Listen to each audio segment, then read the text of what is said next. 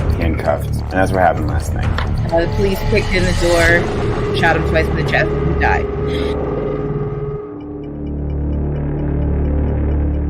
Before you knew it, we had 500 families. We had over 100 volunteers calling us. We were on the phone constantly.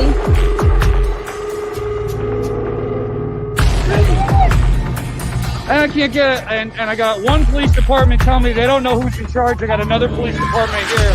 Everybody's got a gun, and nobody knows who's in charge. Did anybody figure out who's in charge yet? Is there anybody in charge here? Any police officer in charge? Are you in charge? I can't find anybody in charge. That's the problem.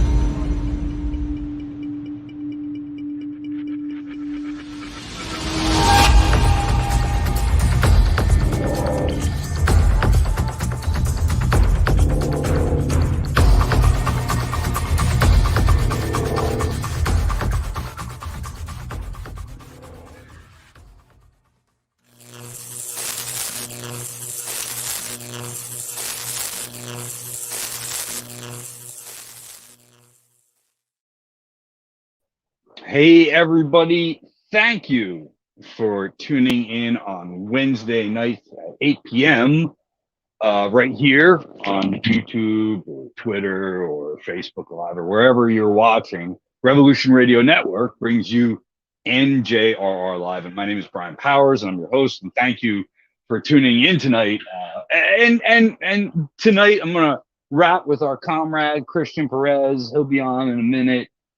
And if you've never tuned into our program before, we try to highlight activist struggles from the grassroots perspective, and tonight on the program, we're going to take a look at some issues that have been in the news, but of course, I have never really been happy ever since starting to work in independent media, with what I see in mainstream media. It is in stark contrast sometimes to what I've viewed on the ground as an activist, and what's portrayed in the media has shown me that the media in this country is dishonest. And I think that we've got an example of Cuba going on right now, which to me is bordering on the bizarre when it comes to the level of propaganda.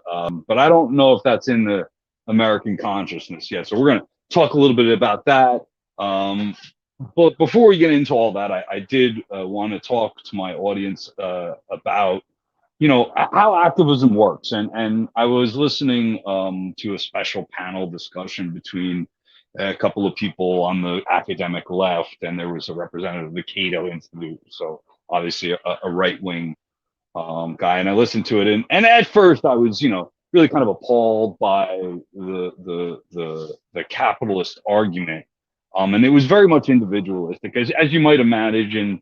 And they posed a question to them, and they said, "Well, what do you say to somebody who's been beaten up by the system, who suffered from racism, or been basically treated poorly by the system when they question it?" And his answer was, kind of pick yourself up, dust yourself off, and help them get them, be as successful as you can in the current system, and really don't complain about the system, because it is what it is, and this is as good as it gets. And when I first heard it, I was like, it's ridiculous. I mean, it's fine to help individuals, and I think your activism should be based in helping individuals. And coming from the union movement, I got to represent union members and represent them in cases as individuals.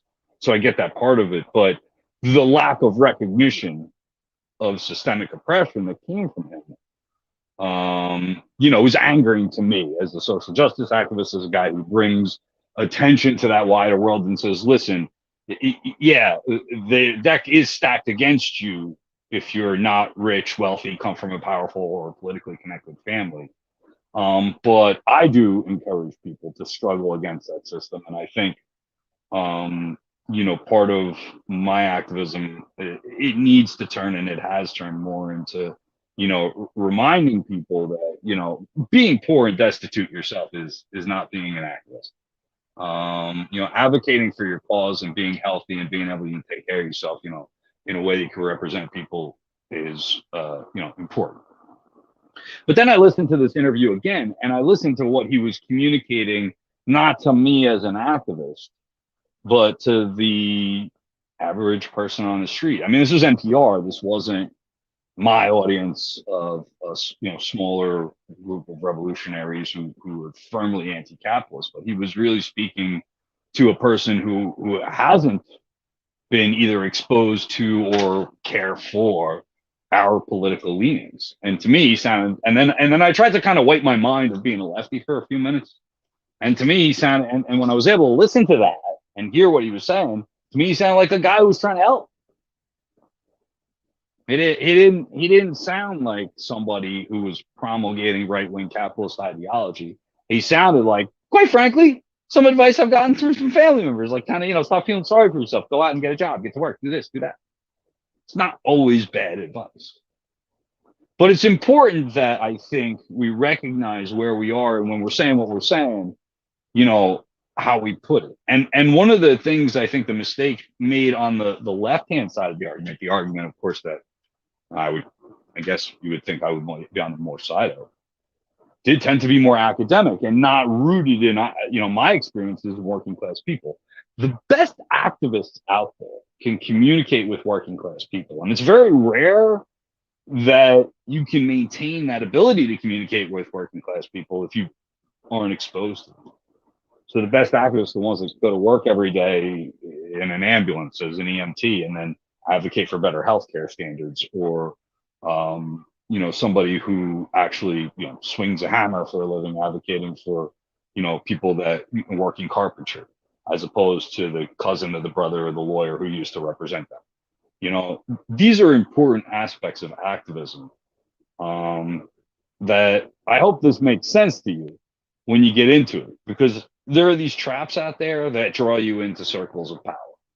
And you can wind up in these circles of power as if they're the whole world and the whole universe, but they're not. And if you want to represent people, you have to be amongst them. And so if you're newer to activism, if you're just getting involved because you see these social ills and you want to do something about it, I've always maintained to younger activists when I talk to them that they should stay out of the halls of power. Don't run into Trent. Don't run into your city hall. Don't get into that nonsense too early. And if you do get into that nonsense, it should be rare. You should be able to make a big impact, and you should bring proletariat with you. And you should be able to understand the definition of proletariat too. I'll leave you to look that up. But I really hope the message, of tonight's little monologue before we get into it, before I bring Christian here and talk about Cuba and these kind of specific issues, it's just a little piece of, from 20 years of organizing and working with people, that if you don't help individuals with their daily kind of lives, if you don't root yourself in something like what churches do by feeding people that need food, what unions do by representing the people on the job and getting them better standards of work and better levels of pay and benefits, if you don't do what mutual aid groups do, which is foster a community based on sharing resources, and I think that's like a newer development in the revolutionary communities that we can all kind of point to as helping people rather than just going and trying to affect policy. And they're not mutually exclusive ideas, because by helping people and showing that you have that connection with the working people, the proletariat, you will gain that political support. If you want to affect policy, if that's your path, okay, great. But you're not going to be able to do it for the greater good if you're not connected with the people who are affected by those policies. So that's that for tonight. And I'm going to bring in Christian Perez here now because I got lonely. Hi, Chris. How you doing? Doing great. Doing great.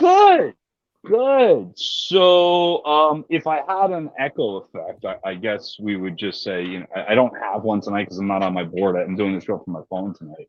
But we would do something like, billionaires in space. But I was in the exact same thing. The billionaires in space, like I don't know what to say about it, because the more I look into it, the angrier I get. Right? What was it you posted? Whitey on the Moon. Whitey, right? Gil Which Scott is Heron. Yeah, I mean, Scott Heron of The Revolution Will Not Be Televised fame. That's obviously his biggest hit. But he wrote Whitey on the Moon, and it's nutshell. The idea is rich people on the moon, living this sci-fi life. Everyday people. It says a rat done bit my sister Nell. Right, everyday people are having to pay bills. Billionaires are getting subsidies. They're paying very little in taxes. And they want to go to space. They want space tourism. They want access to the resources there. And if you can get to the moon and get access to those resources, we're talking trillions, trillions, and trillions of dollars worth of resources in space. Yeah, man. I mean, so that's, I mean, is it advancing science though? Or is it? I mean, I guess that's the argument they're making. Because yes, but it's not advancing it for everyone, right? So we're obviously going to learn things, or NASA, whoever's involved, right? They're learning things from the technology. They're going into space. They're doing experiments out there. They're learning things, and that is good. The problem is we've put the control in the hands of these egotistical billionaires. So very much like nuclear power, very much like genetically modified organisms, we now have space travel, where there's nothing wrong with the idea of it. There's nothing wrong with it being collectively controlled. The problem is billionaires, corporate interests who want to cut corners, who are profit driven, them being in charge of the science. Yeah, so I guess if we start from the point of Gil Scott Heron's poem Whitey on the Moon, he was looking at a publicly funded space program, right? I mean, NASA was primarily a publicly funded entity, and I think it was actually, I don't know which president started it. It may have been Clinton. It may have been NASA Bush one. Well, no, I mean the privatization aspect of it. Because I think that it wasn't Reagan. Reagan, it was still publicly funded for the most part. It was post-Reagan that you saw this privatization, which is kind of like what we've done with technology in general, whether it be our communications systems. Al Gore did invent the internet and then, put it out to the public. So our public money goes into the investment, and then the returns on those investments are taken by a couple of billionaires who privatize it ultimately. And it makes you wonder now, like you said, these billions and trillions of dollars of resources that may be in outer space. What is the return on the investment for the people of the world? Because now we're talking about not just the United States that has gone into space and done space exploration, but many. I don't even want to start to list the number of countries that have been out there. I mean, there's hundreds of satellites in orbit. Chinese.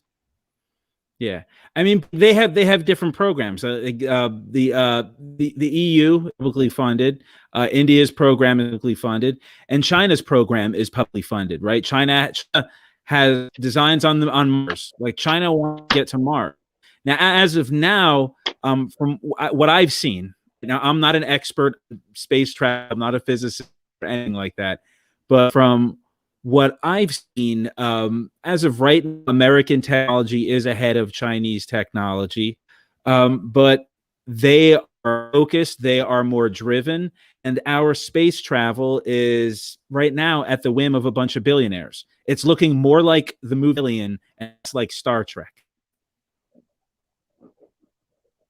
Right? The movie Alien, I think is it the second one? The second one, Aliens. There's a family that wants a claim on a mine, and they find a starship. The ones that get attacked by nuke the colony from space. But this is like it's driven by the Jeff Bezos and Richard Branson and Elon Musk, and we're so desperate for heroes in this society that we turn to these billionaires. I was listening to, it was either Democracy Now! Today or yesterday, and these people have enough money to feed all the hungry people on this planet many times over. We can feed everyone. We could house everyone. We need to tax these people. We need to seize their assets, and we need to nationalize these industries. I mean, but when we went to space and we realized the Russians weren't getting us there, and we didn't need for the military. It was over. I mean, I'm fine with the billionaires going into space. I guess my main problem is that they're returning. Yeah, let them stay out there. Yeah, I mean, I think that's the big issue. And you know, I've also, you know, espoused the conspiracy theory, and I've tried to catch it on that Elon Musk will be riding around a surfboard and trying to carve his name into the moon and blasting cities with high-powered lasers, while Jeff Bezos wears some kind of outfit with like 8 arms on it. I really do think we're getting closer to that not being conspiracy theory. And you know, he becomes Hank Scorpio from The Simpsons, right? Builds the laser, threatens the planet. But like, that's a great episode. Yeah, I always try to win the Simpsons reference, but we need to stop idolizing these people, and we need collective power. I mean, the only thing that's going to save this country is collective power. We need people in the streets. We need to nationalize industries, to tax the hell out of these billionaires. We need to face a certain reality. I mean, when it comes to space travel, I don't feel comfortable with these people being in control, and I don't see that changing anytime soon, because I don't have $1 billion. Unless you donate to njrevolutionradio.com/donate, and you could donate to me. Yes, thank you for that plug. And speaking of people in the streets, there are people in the streets in America, very angry people from Cuba in North Jersey and Miami. In North Jersey, I have great familiarity with the background there, and then in Miami are speaking out because the Cuban people want freedom, not vaccines or syringes or food or anything like that we could provide for them if we were to lift an embargo and normalize trade relations with our neighbor 90 miles to the south of us. But what they really want, Chris, what they want more than food or life itself is freedom. What the fuck are they talking about? Yeah, I mean, so like, look, I want to press what I'm saying, acknowledging the fact that the Cuban presidency is not democratic in the way the United States sees democracy, right? There are human rights abuses in Cuba, abuses in the past of the LGBT community, abuse of dissidents, and as socialists, we favor, you know, popular assembly. We should favor the right of unions. We should favor free speech and all of that.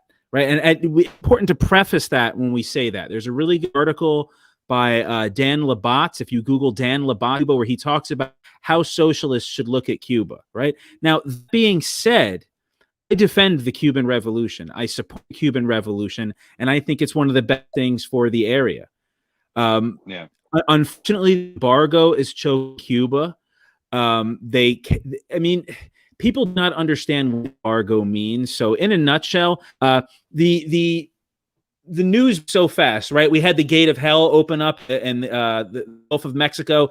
We had any time for that, right? Everybody just kind of looked away for a week. But if you go back a couple months, remember that big ship that got caught in the Suez Canal? That ship is exactly. I forgot about it. That ship. The Evergreen left Egypt last week, right? These massive ships go all over the world, stopping different places, dropping off and picking up goods. The problem is how the embargo works. Because if that ship or any other ship wants to go to Cuba, they can go to Cuba and trade goods. The problem is Cuba doesn't have the market to buy these, A, and B, once the ship has gone to Cuba, it cannot go to the United States for a specified amount of time. So if you are Nike or Toshiba, or you hats or boots or candles or what the heck it is you make, and you want to sell products to the United States, I mean, or to Cuba, you have to weigh those options. Am I going to sell my products to Cuba, the United States? Well, if I sell it to Cuba, there goes my chances of turning a profit for X amount of time. But if I sell my product into the United States, I've got access to that massive market, A, and B, my products can move on to the next port. Maybe they drop off goods in Brazil or Mexico or something like that. It economically choked the country. So even though Cuba has create vaccines, they don't have the syringes to administer them. And the rhetoric we're seeing is people saying that the government is denying people these syringes. They don't have access to this. Long story short, reports, this is the problem. It's people want freedom in Cuba. Yes, people are frustrated. We need to lift the embargo and let Cuban socialism have a chance. If you really wanted to defeat the Cuban government, if you wanted to defeat the Castros, lift the embargo. Flood Cuba with Coca-Cola. Flood Cuba with Levi Jeans. I've taken some heat from people who say, you're not from Cuba, and people, there are lots of people, particularly in North Jersey and areas where I organize and stuff, who are from Cuba. There are a lot of Cuban exiles in North Jersey. Bob Menendez, who's our state senator, made his political rise because of the Alien Gonzalez incident, which some of you may recall. This boy, who's a party somehow now, by the way. They turned him into a Castro. Was like, oh, he turned him into, basically became Castro's son after that incident. But for those of you that may be a little younger than us, and Alien Gonzalez was a boy at the time, was taken to America without his father's consent. There was a big international incident culminating in I don't know which was it the DEA? I forgot who raided who it was, but basically his mother died on the they trip. came in and so they brought him in and they brought him back. So anyway, but Bob Menendez made his political rise, as a part of that movement, it solidified that Cuban community in North Jersey. Now, most of that community is not African Cuban. Most of that community, when I find that I talk to them, now people say, well, you're not from there, you don't understand. I do understand that. I saw the stickers in the parking lots at the rallies, which are a mix of Bolsonaro and Cuban stickers. I do understand that, just because you're of Cuban descent does not mean you have left-wing politics, and quite the contrary. In the Americas, it is the right-wing Cubans, the Cubans who supported the Batista regime originally, and who are the descendants of those people that were thrown off their plantations, that are basically just a bunch of crybabies who want their slaves back. They want their sugar plantations back, and they're tired of being told that they were bad people, and they want to portray themselves as victims who were political exiles when they had plenty of wealth. They came to this country with plenty of wealth.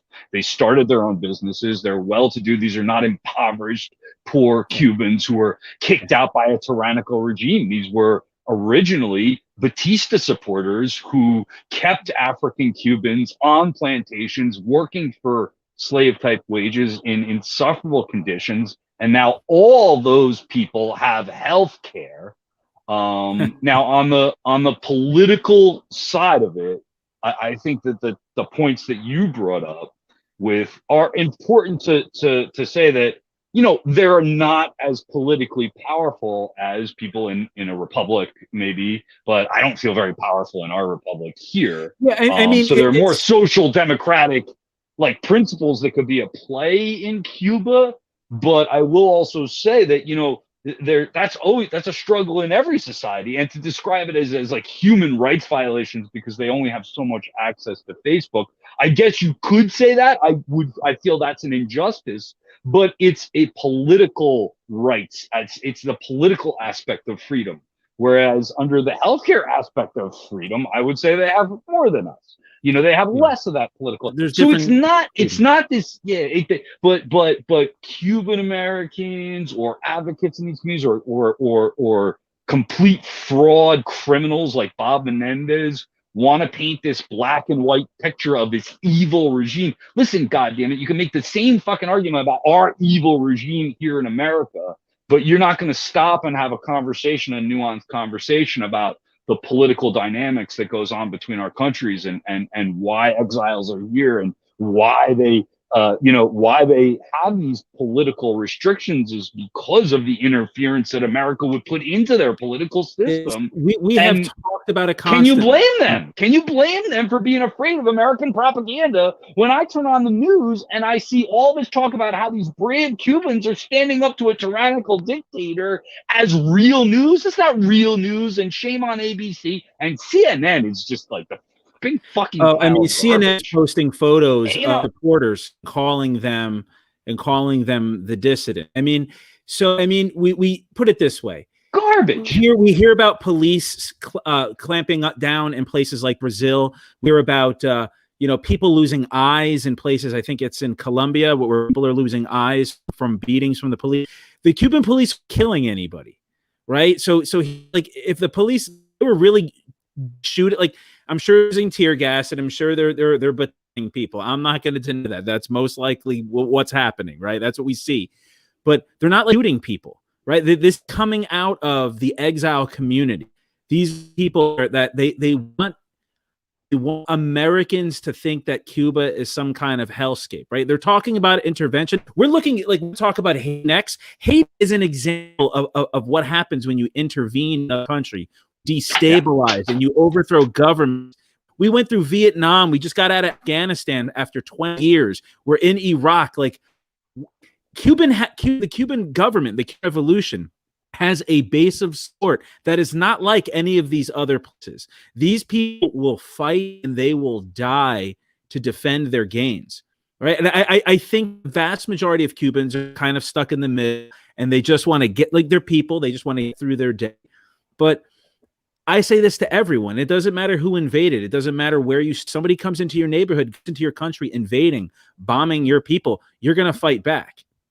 And I don't think Cubans want Americans. They know that neoliberalism, the current economic order, that will turn them into Haiti, that will turn them into Guatemala, right? We talk about the whole of Cuba. Why are people fleeing El Salvador every day? It's the same thing, right? We want to talk communist hellscape, but we don't want to talk about what capitalism has done to literally every other country in America. I think that, looking at the media, and I've become more critical of the media as I understand more of it, because I haven't entered into media in a very traditional way. I didn't go to school for this or be a beat reporter to start. I came into it as an activist who, got a big mouth.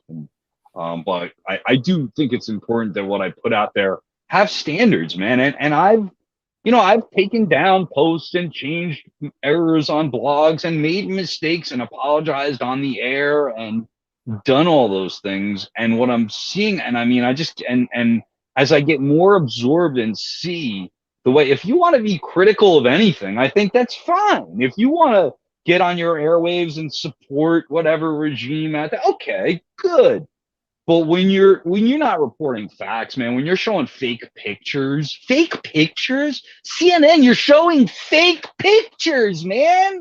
What are you doing? This isn't, you're tearing apart the fabric of democracy. You're saying that the people aren't going to make any decisions based on facts. We're going to fool them. We're going to pretend something is happening. Who does that? From the editor at his desk making that edit, to the producer, to the executives, to the advertisers. Shame on you. Shame on you. Stop tearing apart the honest people who are trying to do a good job of reporting in this world with your absolute garbage. Your garbage people. Stop doing it. Thank you. Okay. Go ahead. No, I mean, but that's what it. I mean, this is the frustration of the mainstream media. People will, people will say it, but like so let's stop and examine this, because these are the things we talk about here, radio, right? This idea that CNN is somehow left wing or liberal news. No, CNN is corporate media. Period.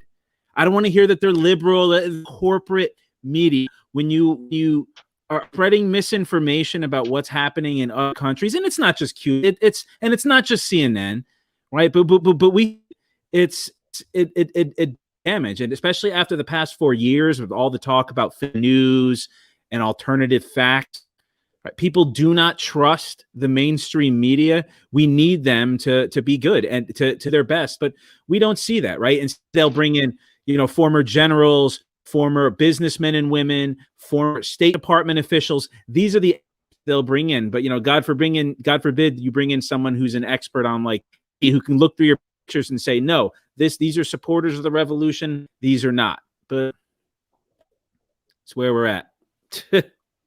And it's also, I think it's why the world just isn't going to respect America as much, and why you're seeing, this fear of China. Yeah. It shouldn't be fear, first off, to see somebody. It's honestly like, you think about somebody getting jealous that your friend is succeeding. Like, rather than congratulate them and help them be successful, we'd rather hate on the successes of another nation, because it somehow, could mess with our status as a world power. I don't care about our status as a world power. I just want to have a house to feed my family in. I mean, so, I think, but when we act like this, the world knows Cuba's political situation.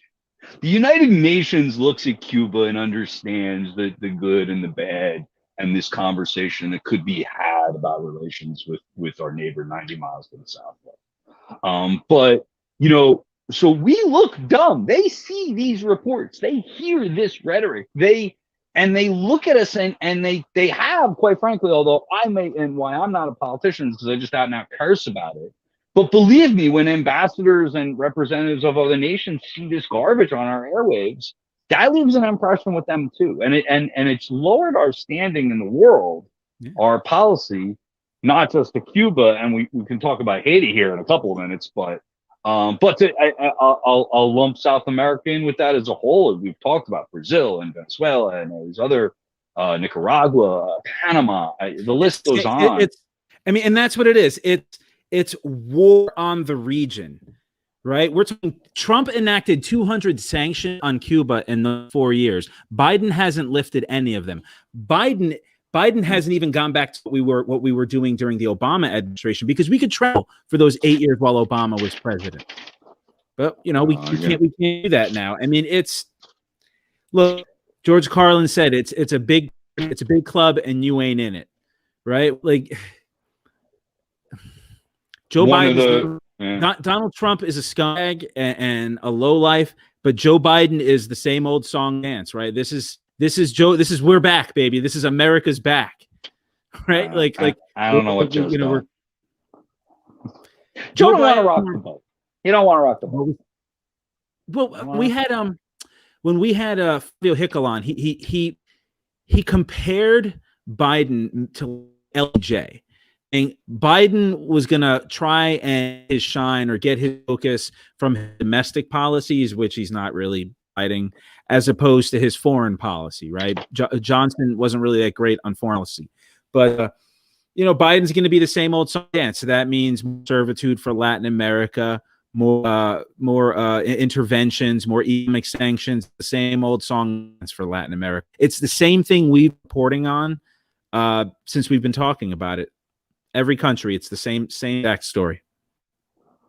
And a country that Joe Biden once said it's paraphrasing here, could sink into the ocean or rise up, and the world would be better off for it, Haiti, which has been in turmoil since before its inception. I think every week now I credit the Revolutions podcast. I know, and they really should. I got to call Mike Duncan and see if they'd be on the show or something, because the guy's like awesome. But he does a Revolutions series on Haiti, and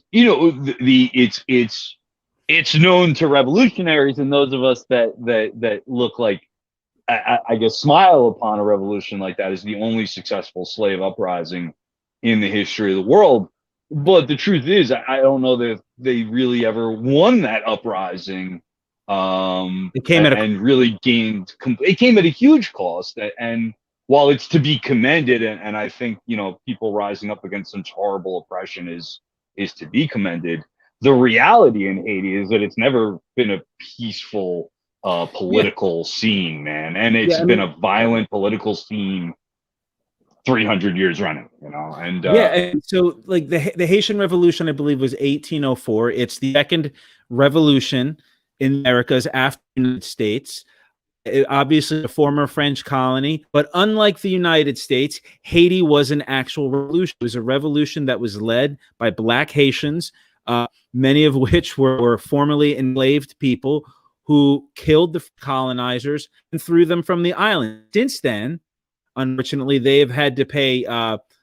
They're the ones paying reparation French, right? For over however long they've had to pay the French billions, basically as extortion, so that the French wouldn't come back and invade them. But this is what I want to say about the Haitian Revolution. Again, it was a real revolution. The American Revolution, despite the name we've given it, is not a revolution. A revolution is a change in power, land reform, economic changes in domestic and foreign policy. The American Revolution was, we're getting rid of the king and everybody's going to stay in control, right? We have Shays Rebellion, and Sam Adams, the guy who makes delicious beer, he hated Daniel Shay, the rebellion, because he says, well, so it was okay to rebel against the king, but you can't rebel against us. We're a democracy, right? The American Revolution was an anti-colonial struggle. We were very much pawns in the French and British international war. But it was not a revolution. It was the same people in control before and after. Haiti was very different. They were completely different. Yeah, completely different. But I think they were both. It wasn't a revolution. No, I think it was. It was a revolution. I want to. I'll argue with you on that point. I will say they were completely different revolutions. They're the evolution of the revolution, not to try to sound corny or anything, but came from a very different kind of support. I mean, you had a bunch of slave owners in one country and slaves in another as the foundation. So that aspect. But I mean, you're tossing off one system for another, right? I don't know that I could say it wasn't an anti-colonial struggle. We were still very much a capitalist society. In the North, it was very much capitalist driven. In the South, it was still very much plantations. Like, life didn't really change for the average American colonist and then citizen before and after the revolution. I mean, but like, yeah, I don't want to get bogged down with that though. Maybe that's a conversation for another day though. I don't talk a lot about the Haitian Revolution in detail, but as I learn more about it, and it's a very unique. There were just very unique circumstances comparatively to, and that resulted. So anyway, but like I said, like you said, they were forced to pay these bribes to France. We have interfered in their politics as we interfere in everybody's politics. For hundreds of years, we've been doing hundreds of years. I believe it was Hillary Clinton who helped the former regime, and that didn't play out too well. And now we have a guy who just before his murder had gotten an endorsement from the United States. We supported he was going to stay in power for, I believe, another year, although he was pretty much ruling autocratically at this point. But his claim was that he had another year in office, and the United States said, yeah, that's cool, we got your back. You stay in there for another year. And a couple of weeks later, his body was riddled with bullets, and his wife was on life support. So yeah, they 12 times. They broke his arm and they pulled out his eye. They tortured him before they killed him. Oh, yeah. They tortured him. That's terrible. And so arrests have been made. Now, I guess we had a little conversation in preparation for this, and I took some time to look back over the history of political assassinations versus non-political assassinations, personal grudges. And that theory has been espoused a lot, that it was a business interest. It could have been some petty business interest that was involved, and just whacked them because they were going to lose money under his regime. And it kind of had the earmarkings of that. And because in particular, there was no immediate succession. There was no point somebody coming up, okay, he's dead, I'm the president now. And there was some debate because I believe a judge who should have taken over just recently passed away from COVID. So that line of succession was very murky. And so, the initial kind of analysis was like, okay, this is some kind of mobster kind of business type hit. And it's kind of lined up for me.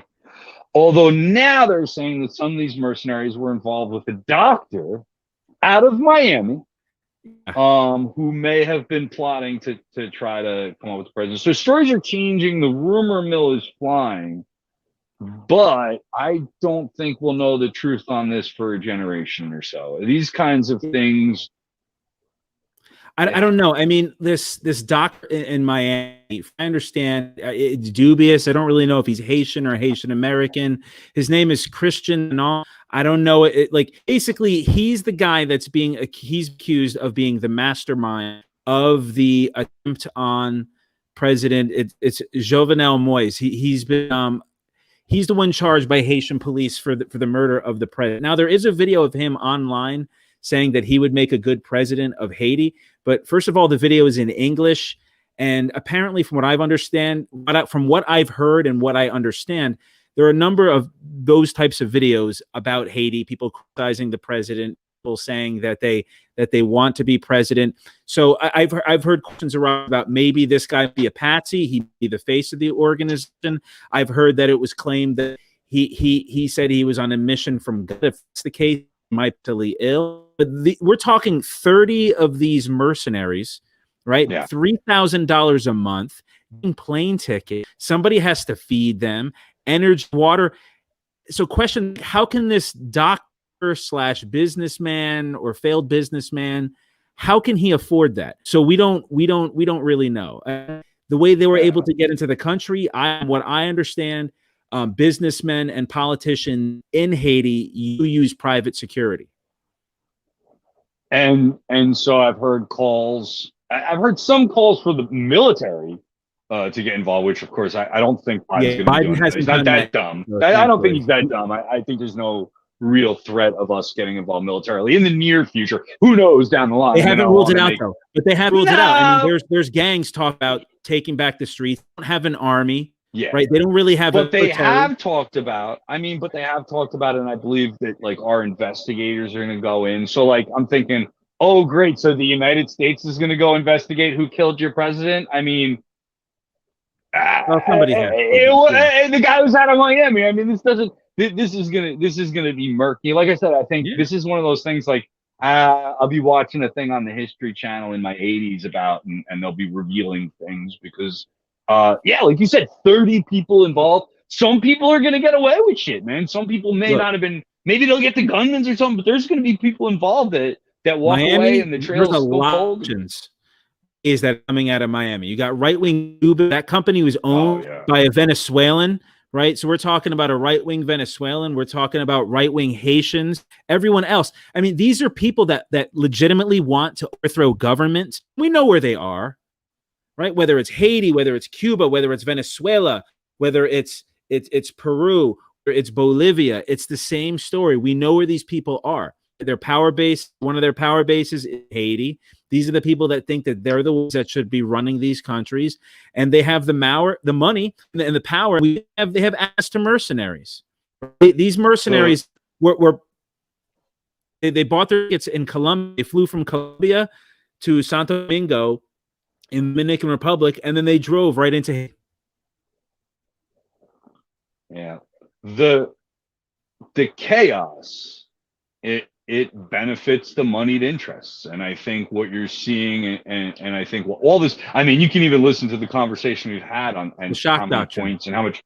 Yeah, and it really does, and this is a really great example. Well, great example, but a prime example of hyper capitalism, hyper neoliberal type capitalism, keeping society in complete disorder while making all boatloads of money. And like you said, money going off the fridge. And this is something. Yeah. If you are we'll just say a mining company in Haiti, you have private security, well armed, well paid private security that's going to protect your interests. Money is not going to stop. Right, here's the deal. If American businesses or foreign businesses were truly affected, we would be hearing about military intervention.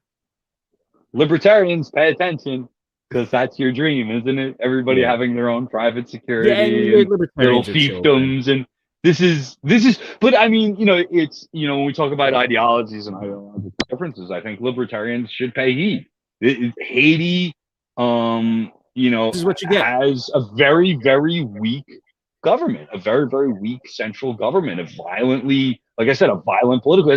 This isn't a condemnation of the Haitian people who work hard and produce goods and services and feed their families. It's a condemnation of the political system that basically doesn't really exist or have any kind of real, grip on the country whatsoever, and everybody can kind of just do what they want. That's what I believe libertarians call freedom.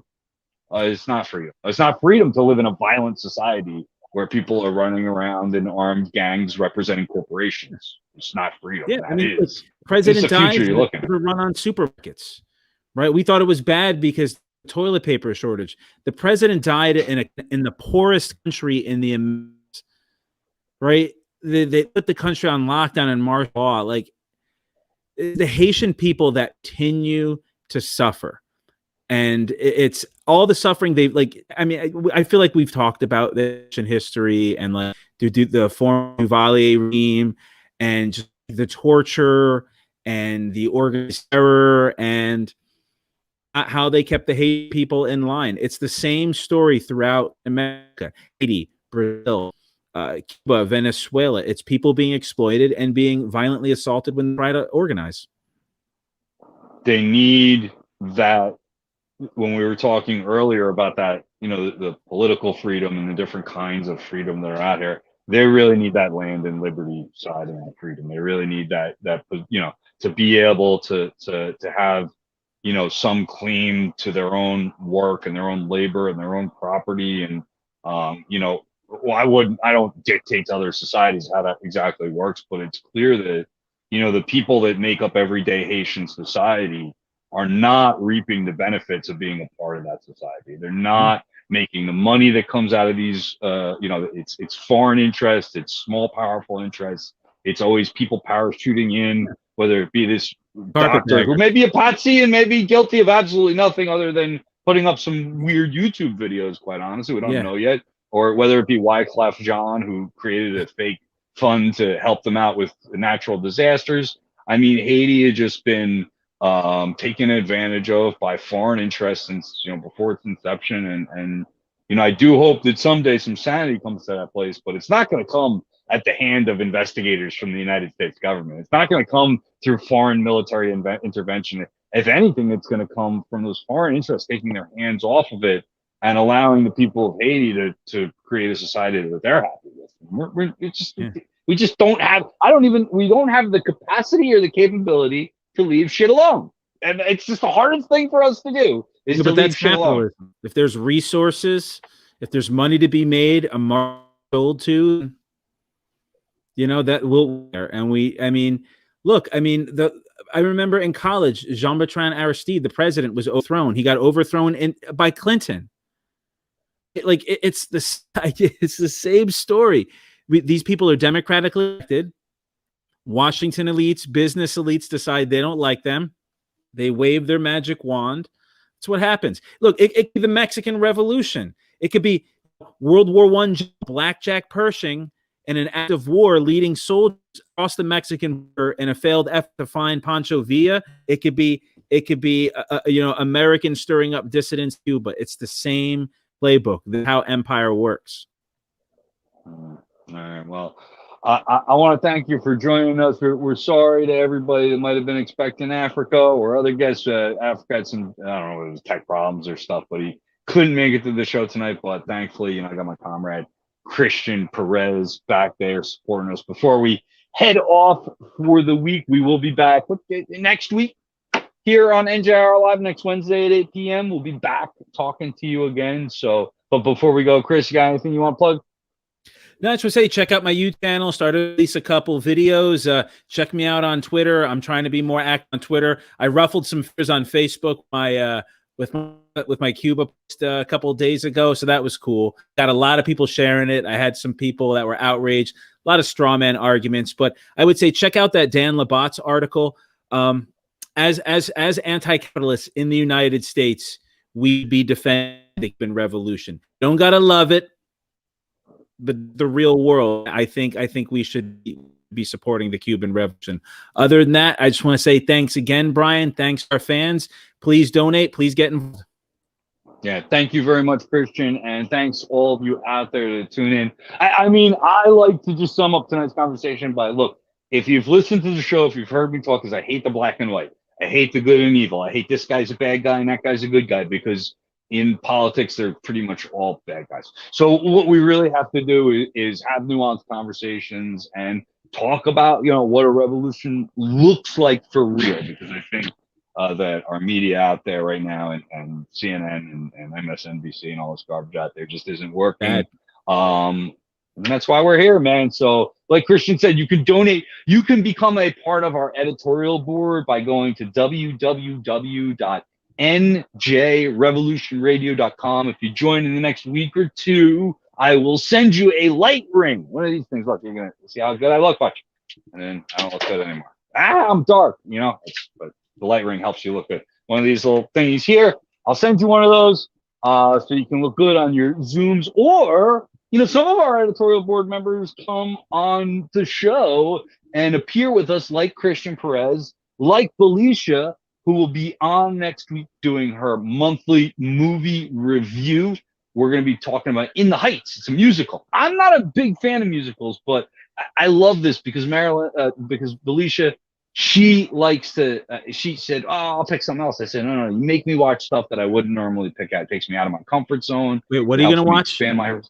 In the Heights is the name. It's a musical. No. Oh, no. Okay, so we're going to watch this. Hey, it's her choice.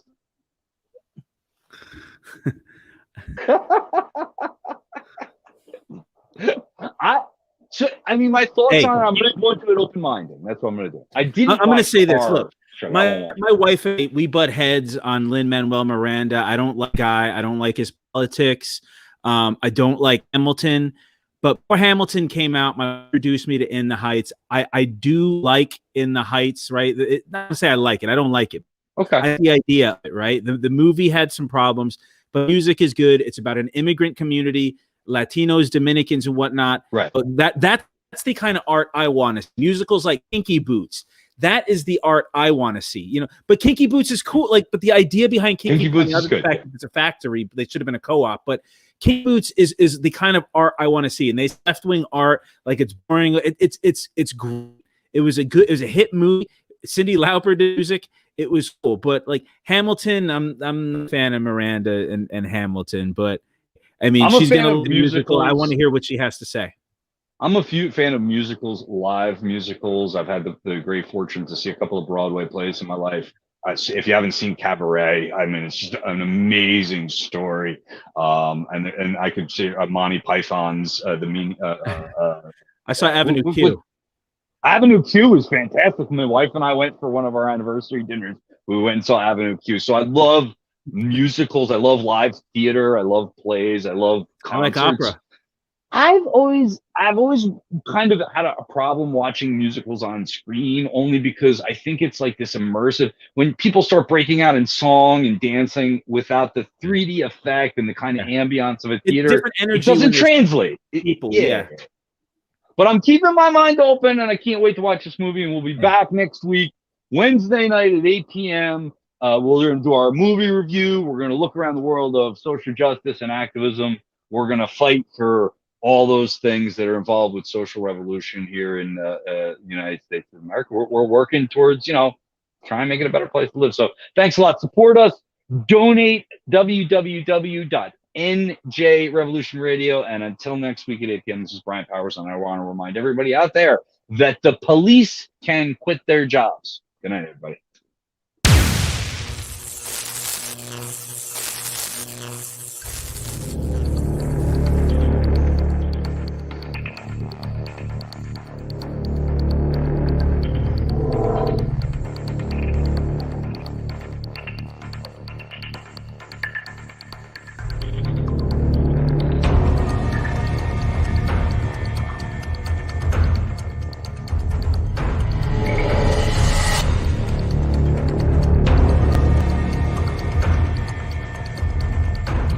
Thrown against the car, handcuffed, and that's what happened last night. The police kicked in the door, shot him twice in the chest, and died. Before you knew it, we had 500 families. We had over 100 volunteers calling us. We were on the phone constantly.